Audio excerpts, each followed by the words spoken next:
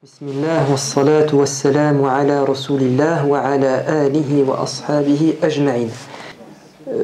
Une réponse à une question qui m'a été posée juste avant de commencer la prière. À partir de quand l'heure de la prière du Maghrib est dépassée? Il n'y a que, d'après mes souvenirs, que les savants maliki, l'école malikite, en tout cas ce sont eux qui sont connus pour cet avis, ils disent que la prière du Maghrib, son temps est un temps extrêmement court, très restreint. Le temps suffisant pour lancer l'appel à la prière, faire ses ablutions et prier. Sur quoi s'appuie-t-il? Sur le hadith de Jibril, authentique, où le prophète alayhi wassalam reçoit l'ange Gabriel. Il va lui enseigner les horaires des prières. Le premier jour, il va diriger la prière aux horaires premiers, aux horaires du début de la prière.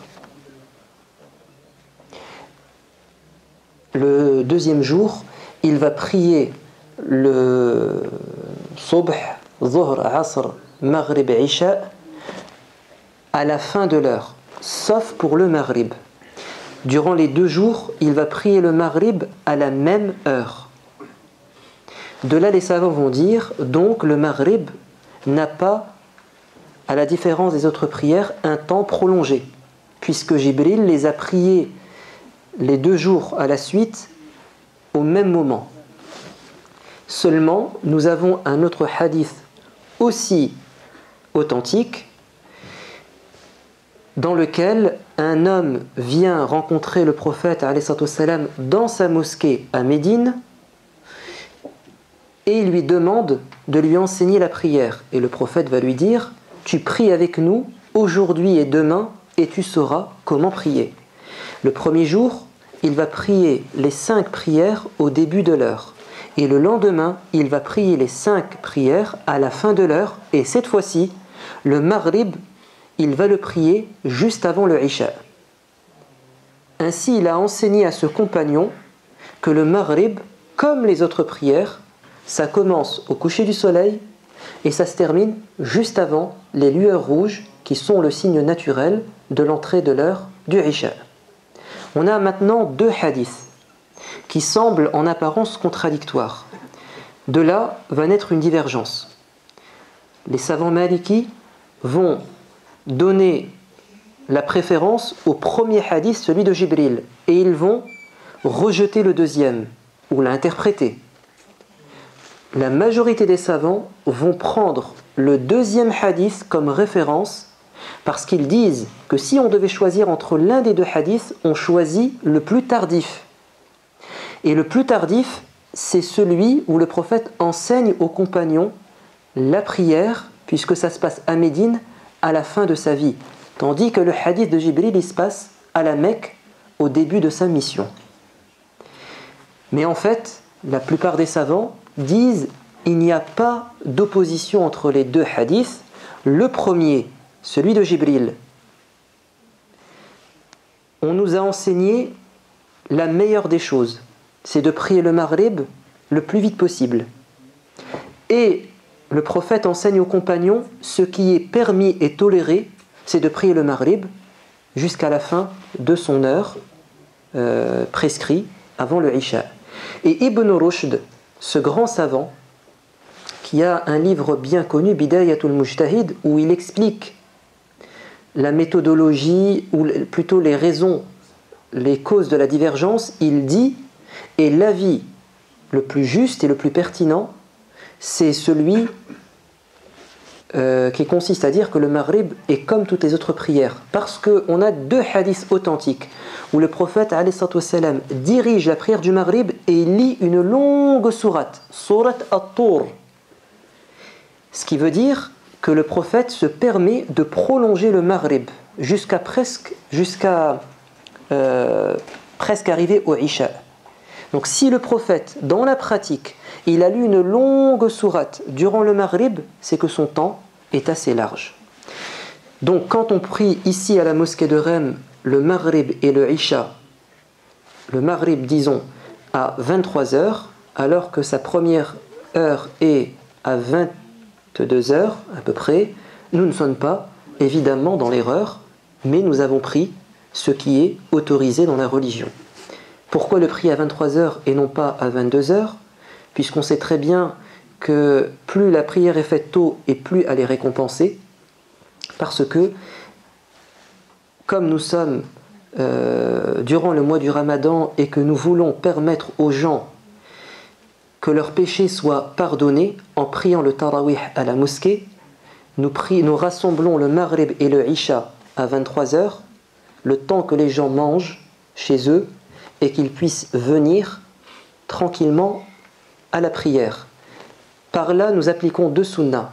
La première, comme l'a dit le prophète, quand le repas est prêt, commencez par le Asha avant le Isha. Commencez par manger avant de prier. Ça, c'est un hadith. Le deuxième hadith, lorsque vous venez à la mosquée prier, ne vous précipitez pas. Venez en étant apaisés. Si on dit aux gens de venir à 22h30, les gens vont venir à toute vitesse, à toute allure, et ils ne seront pas apaisés, mais en stress. Quant au fait de rassembler le Maghrib et le Isha, c'est une dérogation claire, permise dans la religion, parce que le hadith rapporté par Muslim, dans lequel Abdullah ibn Abbas nous dit que le prophète a rassemblé le Dhuhr et le Asr, le Maghrib et le Isha, alors qu'il n'y avait aucune raison apparente, comme le voyage ou une intempérie. Donc il était résident, parce que vous savez que rassembler, c'est permis durant le voyage. Et c'est permis aussi, regardez bien dans ce hadith, sans être en voyage, sans qu'il n'y ait d'intempérie, de pluie, et sans qu'il ne soit apparemment malade, car on le saurait. Pourquoi donc le prophète a-t-il rassemblé sans qu'il n'y ait de justification ou de nécessité? Abdullah ibn Abbas dit ceci afin de ne pas mettre sa communauté dans la gêne. De quelle communauté parle-t-il? Parle-t-il des compagnons à son époque? Oh que non! Parce qu'en Arabie Saoudite, nous sommes à une latitude où, durant pratiquement toute l'année, la journée et la nuit sont à peu près équivalents.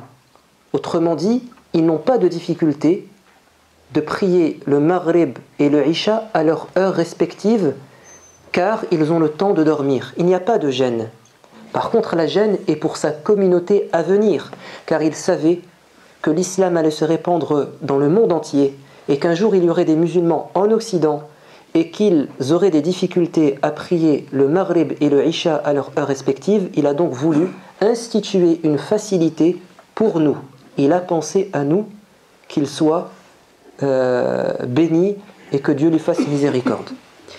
Maintenant, certains disent, mais à quoi bon rassembler le Maghrib et le Isha, puisque une fois rentré chez nous, c'est déjà l'heure du Isha. Par exemple, maintenant, c'est l'heure du Isha. Donc finalement, on peut prier l'Isha à son heure. Pas du tout. Pourquoi? Parce que soit vous rassemblez, soit vous priez le Maghrib et le Isha à leurs heures respectives. Si vous priez le Isha à son heure respective, à minuit moins 10, on finit le Isha à minuit, on fait le Tarawih, on termine à minuit 30, minuit 45. Vous rentrez chez vous, il est 1h du matin, 1h15. Il vous reste quoi? 1 heure, 1h30, 2 heures pour le Fajr. C'est invivable, sauf pour ceux qui ne travaillent pas.